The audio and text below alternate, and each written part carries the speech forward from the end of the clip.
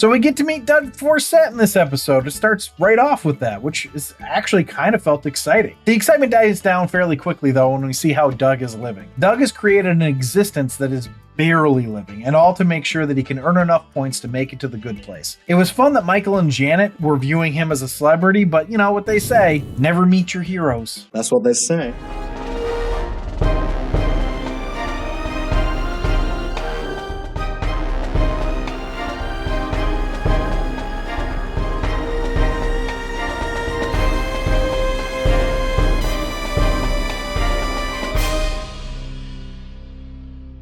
Welcome back to another episode of The Rank. I'm John, and today we're going to be ranking the next episode of The Good Place. Now, if you're enjoying these episodes or you're just a fan of The Good Place and you enjoy consuming content about it, please consider subscribing and or following. Like the episode, comment, give us suggestions, or email your questions or suggestions to info@therankpodcast.com. Please also consider becoming a patron on our Patreon site at patreon.com/therankpodcast. Now, today we're ranking the 8th episode of the 3rd season titled Don't Let the Good Life Pass You By. It was written by Andrew Law and directed by Dean Holland. Now, because this sitcom has been out for a while and you can stream it on Netflix and whatever, there's going to be spoilers, so that's your spoiler alert going forward. If you don't want spoilers, you should just watch the episode. Anyway, we always start every episode with the Potent Notables, so let's go to that.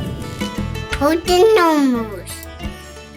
So this episode aired Thursday, November 15th, 2018. If you remember from last week's episode, there was a 100,000 viewer gain over 2 weeks. And so I was like really hopeful over that, but turns out we've dropped right back down again, going from 2.772 million viewers to 2.686 million viewers this week, which isn't a huge drop, but still, you know, almost the entire 100,000 is gone again. As for competition, it beat Supernatural again, but lost to everything else, including Grey's Anatomy, Young Sheldon, and Thursday Night Football, which won the night with a really high 16.8 million viewers. It was a close game in which the Seattle Seahawks beat the Green Bay Packers 27-24. Now, if you're wondering why I mentioned it, it's because if I don't say who played and won, the producer Antonio will make me re-record it so that I put it back in, so I have to do it. He lies.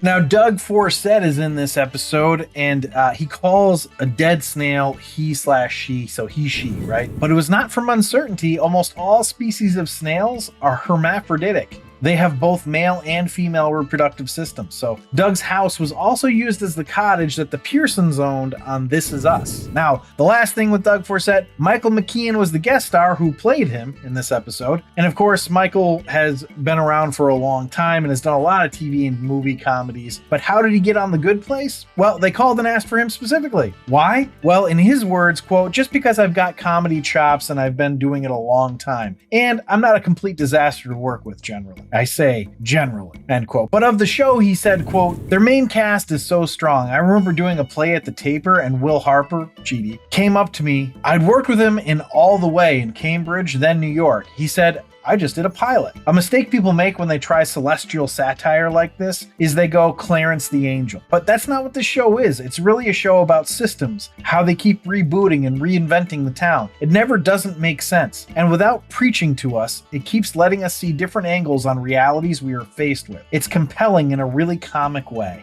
end quote. So to those of you out there who don't get it, like you, Antonio, I point to this last part of the quote. It's just not funny. But anyway, those are all the Potent Notables. Let's do the episode overview. So we get to meet Doug Forcett in this episode. It starts right off with that, which is actually kind of felt exciting. The excitement dies down fairly quickly though when we see how Doug is living. Doug has created an existence that is barely living, and all to make sure that he can earn enough points to make it to the good place. It was fun that Michael and Janet were viewing him as a celebrity, but you know what they say, never meet your heroes. That's what they say. Now, while Janet and Michael are interviewing Doug, Eleanor, Chidi, and Tahani are hanging out at a bar and waiting for them, and Eleanor's grappling with telling Chidi about what she knows about the afterlife, and apparently about what she feels about him as well, because she's falling in love with him again, but only for the first time for this version of Eleanor. Anyway, she's fallen in love. So she's debating on telling him or not. So that's essentially the episode, though. We just go back and forth between Doug's cabin in the woods and learning more about his awful life and the will she or or won't she tell Chidi in the bar? Tahani gives Eleanor the advice that she should tell him, so she becomes determined to tell him, and Michael and Janet are realizing that Doug isn't living his best life. Now, when Eleanor is finally ready to tell Chidi, she recognizes Bamba John at the bar. Pretty lucky for all of them, she had seen memories from her afterlife, so that she recognized the demons. Although, I guess it doesn't really matter because they get trapped by them anyway. This is what leads us to the culminating bar fight scene. It was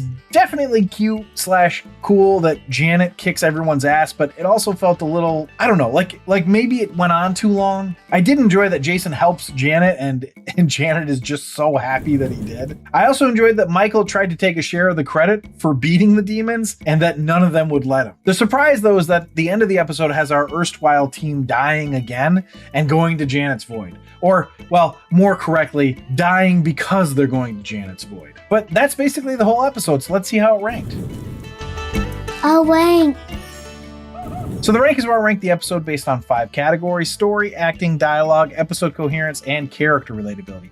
I rank it on a scale of 1 to 5, 1 being the worst, 5 being the best. And then we have a laugh counter where I tally up the amount of times the episode made me laugh out loud. 1 point per laugh out loud gets added to the score, and then we get our total ranking. Now, before we dive into the rankings, I just want to say if you're enjoying the episode, please leave a like. It really helps us out. Now, let's head to the rankings. The first category is story, and I gave story a 4. This is sort of a loose story, but it also is the story that allows us to find out there's a flaw in the system beyond accounting for people changing. We find out what Doug Forcett does with his life and how he uses the point system to his advantage to get to the good place. We also get some very quick closure on the demons coming to Earth, perhaps a little too quick. But anyway, let's go to acting, which I gave a 4.5. Everyone is excellent as usual. The only reason I didn't go full 5 is because the bar fight scene just felt a little off to me. It wasn't bad or anything, but just not perfect. So let's go to dialogue, which I gave a 4.25. The dialogue is great as usual as well. It wasn't super funny this time, though it did get me a decent amount of times, which you'll find out. I did enjoy that Eleanor tells Chidi she's in love with him, though. But I'll talk more about that in the next category, which is episode coherence, which I gave a 4.25. It all fit together really well, and it continues to build on what they've created throughout the entire series. I guess one thing that sort of made me raise my eyebrows a little was that Eleanor says she loves Chidi. I'm not against it. As a matter of fact, I said I enjoyed it. I love their chemistry, but it felt a little out of left field. It didn't feel like they were building to that this time, but maybe I'm crazy.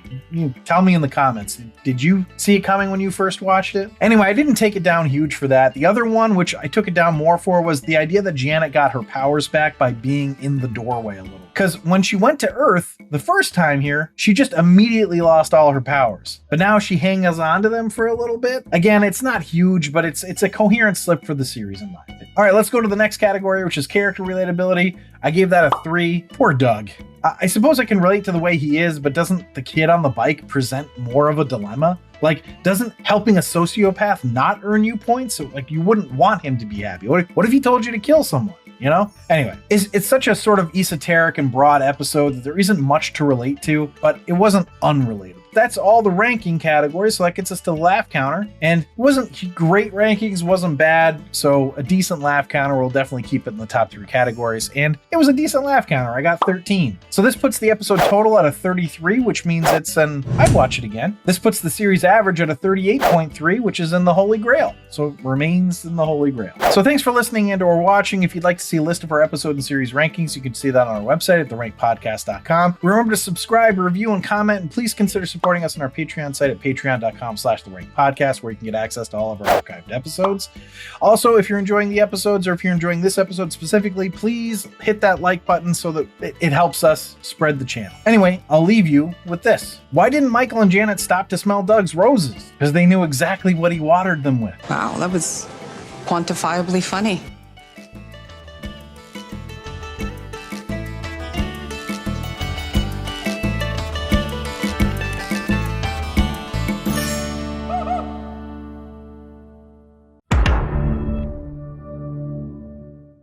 Because she's falling in love with him again, but only for the first time for her. She's done it many times. I don't know how to say this. That's okay. Take your time.